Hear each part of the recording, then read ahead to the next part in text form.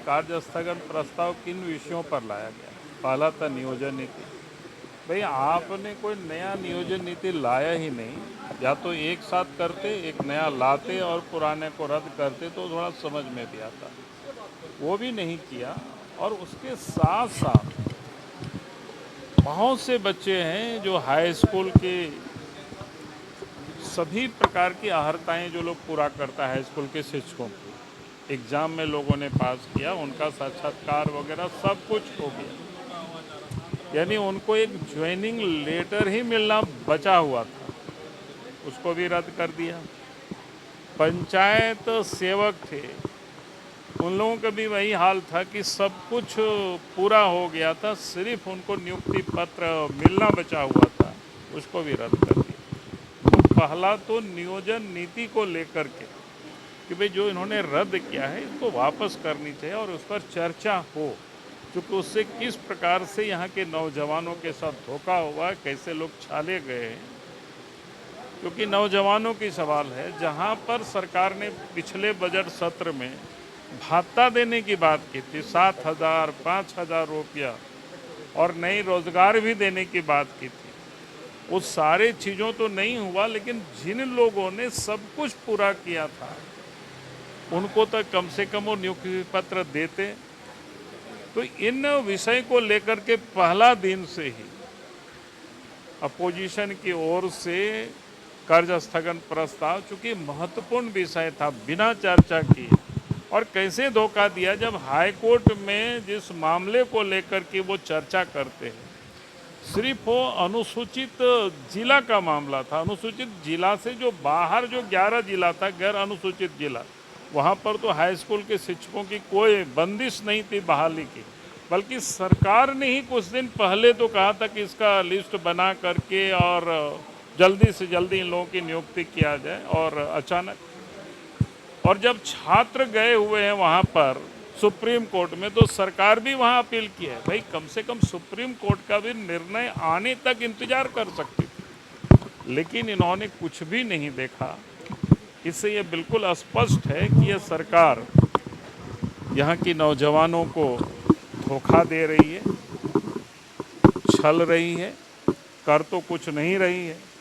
तो एक तो नियोजन नीति को लेकर के था, और दूसरा जो मामला था, आप सबको ध्यान में है कि इस प्रकार से इस राज्य में खनिजों की लूट हो रही है। पत्थर है, बालू है, लोहा है, कोयला है, उसकी लूट सारे आम हो रही है, और उस लूट की संरक्षण, सरकार के संरक्षण में सब कुछ हो रहा है। और हम लोग कह रहे हैं, अपोजिशन ही नहीं बल्कि आप पोजीशन में भी जो लोग बैठे हुए, उनके विधायक लोग खुल करके बता रहे हैं उसका संरक्षण किनके ओर से मिल रहा है, वो किसी से छुपा हुआ नहीं है। तो दूसरा उस पर कार्य स्थगन था, और तीसरा तो आज लॉ इन ऑर्डर को लेकर के था। राज्य में विधि व्यवस्था क्या स्थिति है, क्या हालत है, वो किसी से छुपा हुआ नहीं है।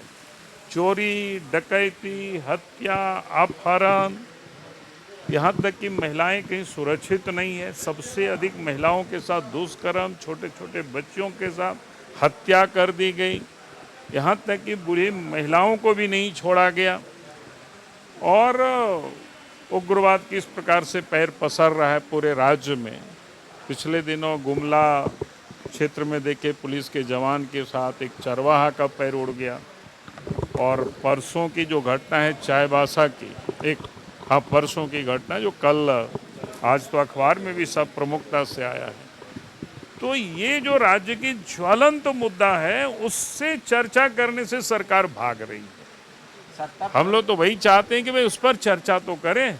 सत्ता पक्ष ये कह रही है कि उससे कहीं बड़ा मुद्दा और देश की पूरी आबादी, महंगाई और कृषि बिल को है, चर्चा उस पर क्यों नहीं करना चाहती बीजेपी? हम तो चर्चा उस पर करना चाहते हैं। नहीं, मैं कहाँ कह रहा हूँ कि हम कह रहे हैं कृषि बिल से इनको चर्चा करके क्या निकलने वाला है, जब बार बार देश के प्रधानमंत्री ने, देश के कृषि मंत्री ने कहा कि भाई हमने जो पुरानी जो व्यवस्था है उसको हमने समाप्त नहीं की, बल्कि किसानों को हमने अतिरिक्त अवसर उनको उपलब्ध कराया है। हमने एमएसपी समाप्त नहीं किया है, एमएसपी रहेगी।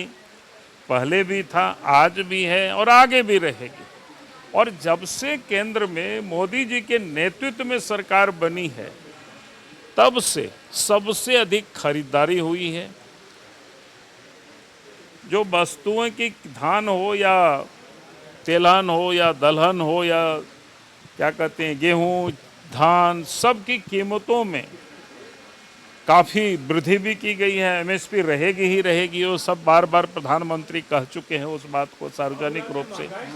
फिर दूसरा जो बात कह रहे थे कि उन्होंने ये भी कहा कि भाई बाजार समिति समाप्त नहीं होगी, मंडी हम समाप्त नहीं करने जा रहे हैं, किसानों को हम अतिरिक्त अवसर उपलब्ध कराना चाहते हैं ताकि किसान अपनी सुविधा से जहां उनको उचित दाम मिले वहां किसान अपनी उत्पादों को बेच सकता है।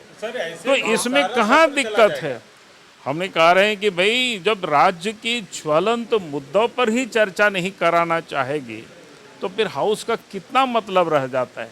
हम लोग कोई ऐसे विषय पर तो नहीं कह रहे हैं कि जिसका कोई मतलब नहीं है, जो साफ दिख रहा है।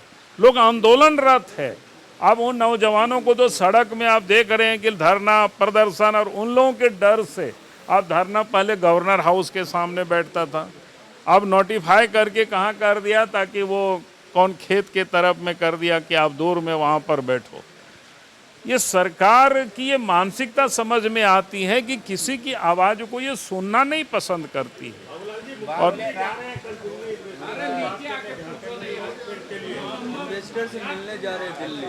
हमने कहा कि यहाँ कौन इन्वेस्ट करेगा। आपने देखा होगा कि पिछले दिनों यहीं पर श्री श्री रविशंकर जी को जमीन मिला हुआ था 5 एकड़, उसका नोटिफाई ही नहीं मोटेशन भी हो गया, और उस पर जाकर के लोगों ने झंडा और पत्थर वहाँ पर गाड़ दिया और सरकार की मुलाजिम सब देखते रह गए। और वो सरकारी ज़मीन है, जीएम लैंड है, और पिछली सरकार ने उस ज़मीन को रविशंकर जी को दिया था। और हमने जब बेंगलोर के उन लोगों से बात की तो लोगों ने बताया कि ट्राइबल डेवलप के लिए वहाँ पर वो लोग योजना डालने वाले हैं, और उस पर सरकार ने कुछ नहीं किया। तो कौन यहाँ उद्योग लगाएगी? आप उद्योग लगाने के तो उनको ज़मीन चाहिए ना, ज़मीन पर ही नहीं लगाएंगे, कोई आसमान पर तो नहीं लगाएगा आकर के झारखंड में।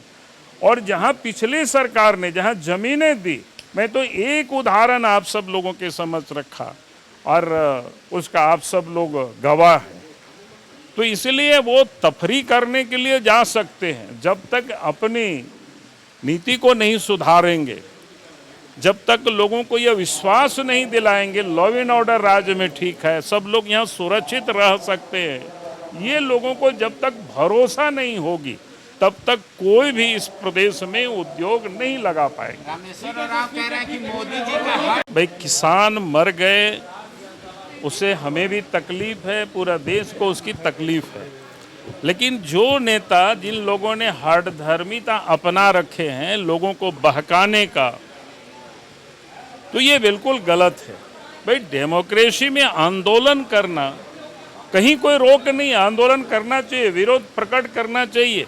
लेकिन कोई कुछ एक लोगों के साथ कोई सड़क पर बैठ जाए और ये कहे कि नहीं साहब आप इसको जब तक विड्रॉ नहीं करेंगे कानून को हम हटेंगे ही नहीं, तो फिर डेमोक्रेसी कभी चल नहीं सकता है। और वो डेमोक्रेसी नहीं है।